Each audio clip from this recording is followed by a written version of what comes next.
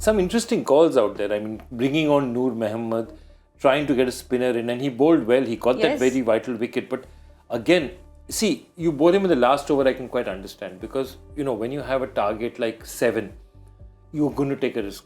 I mean, you just say that, let me throw something at the batsman that he's going to do something different.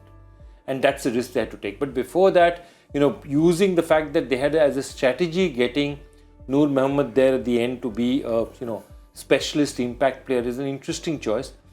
It worked to a certain extent, but obviously it didn't work to the extent that he could win them the match. But interesting. So everything, they also changed tactics, but it didn't work for them. It also leaves you thinking, I mean, I don't know, I'm not involved in camps anymore, so it'd be nice to kind of be in a camp and work out what's the thought process going through the bowlers' minds, because I mean, it's more and more the case that the guys are knocking off these massive scores, and there must be something you can do, whether it's to the psyche of the bowlers or game plan wise, where they can implement, because particularly the seamers, you know, sometimes the spinners are still doing a kind of a job, but too often the fast bowlers come on and it just looks like they're cannon fodder, you know, it looks like they're bowling machines, and out the ground they go. So yeah, I suppose it would be nice to try and come up with an idea of how we can help them.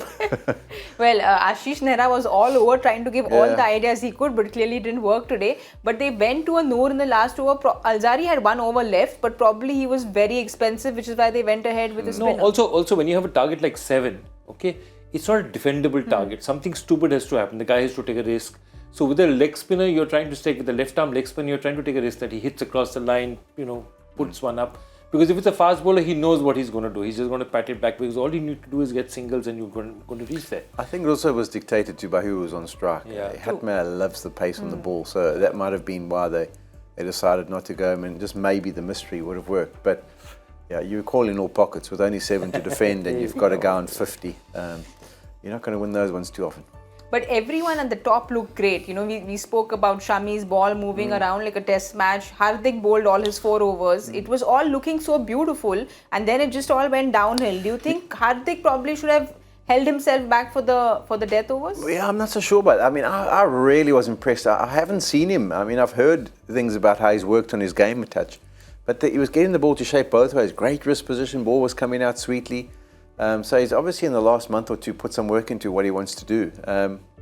And sometimes I'm actually a fan. Like, I mean, I think after 6 overs, you've got the likes of Alzari Joseph still to come, Rashid Khan.